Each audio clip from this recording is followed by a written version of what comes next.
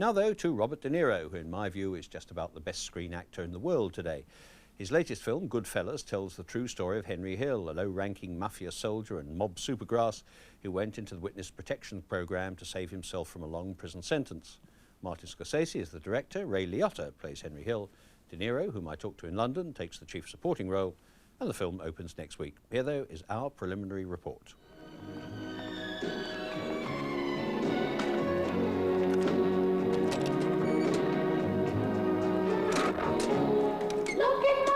Air France made me. We walked out with $420,000 without using a gun, and we did the right thing. We gave Paulie his tribute.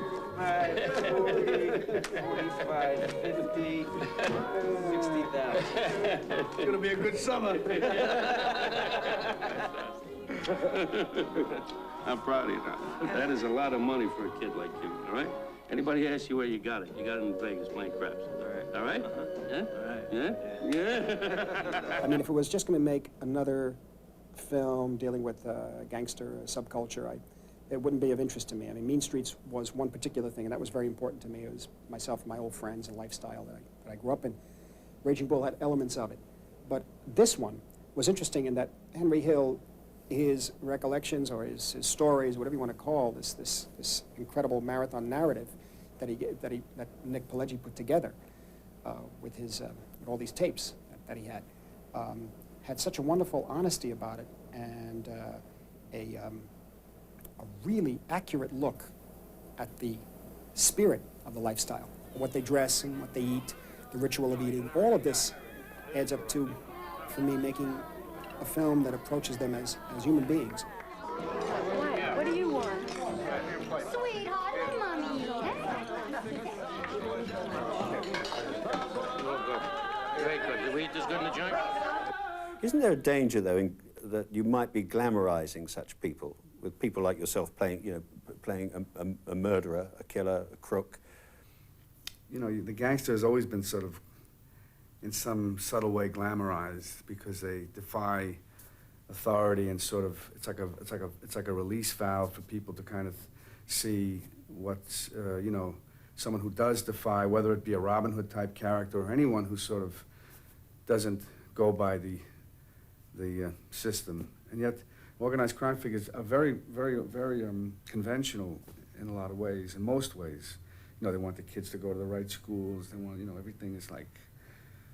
My character was a little. He liked his kids to be gangsters when they grew up, but in general, you know, they're very. They don't want you to be. They don't want their kids to be the way they are. You know, do as I say, not as I do. Ultimately, it's an empty life that they lead, a shockingly empty one that's just a life of destruction and not construction. You took your first pace like a man, and you learned the two greatest things in life. Well, Look at me. Never rat on your friends, and always keep your mouth shut. You are famous for doing an enormous amount of research into the roles you play. What kind of research did you put into playing Jimmy? Nick Pileggi was he's written about the subject for years and years, and has so much information about it, and gave me a lot to deal with. Also, I was talking to Henry Hill a lot. He used to call me from places. He'd call me in my camper. I mean, I never knew where he was, and I never wanted to know. And I'd ask him about this, and I'd go over the script with him. Well, guess what? He was very helpful. They're gonna make him. Who's gonna make you? Tommy. They open up the books. Paulie got the okay. You believe that? This little guinea bastard? Believe that? Huh? Huh? He's gonna get made? We're gonna work for this guy one day. He's gonna be a boss. Me. I can't believe it. Talk about controlled violence, and that man is astonishing in his the instant danger that he presents. Kind of, they used to talk about Olivier in those terms. They said the fascinating thing was that he's dangerous. Bobby is dangerous. I gather for playing the young Corleone in The Godfather, you actually went over to Sicily to learn the dialect. And, you know, it's well known that you boxed for Raging Bull and put on all the weight. that kind of deep preparation is you obviously regard as totally essential. You put in a great deal more work than most. Yeah, well, to know and to understand what the nature of the behavior is, or the situation, or whatever. You know, it's like it's like discovering what the person is about, what the character is about, what the situation is about, so that you can have different things to choose from. We all had the same dilemma. There was a movie that was presented to us that we were going to do, and we wanted to make it real.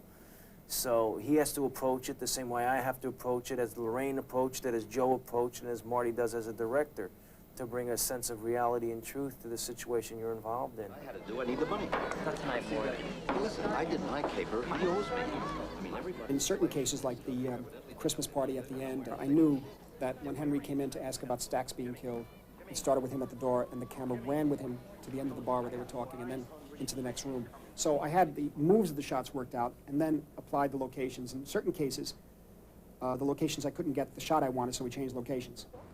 And now Robert De Niro too has made the move to behind the camera. At his Tribeca Film Centre in New York, plans are underway for a positive multitude of projects in which he'll be involved, while the list of clients renting space under its roof or eating in its restaurant reads like a who's who of American cinema.